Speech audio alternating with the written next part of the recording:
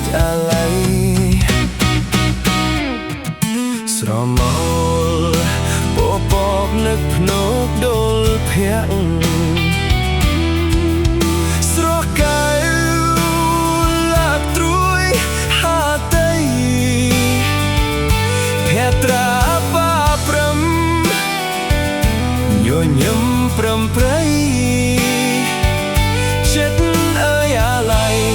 អង្គុយស្រមៃនឹកថ្លៃជានិច្ច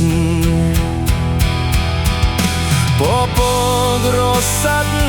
ឆ្ងាយបាត់ទៅហើយអូនអើយបងនៅចងចាំមិនភ្លេច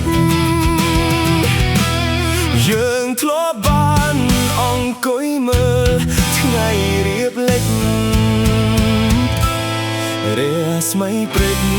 ចាំងរំលេចភ័ក្រស្រីជីវ៉ាឆោមអើយឆោមស្រស់អស់ស្រីក្នុងលោក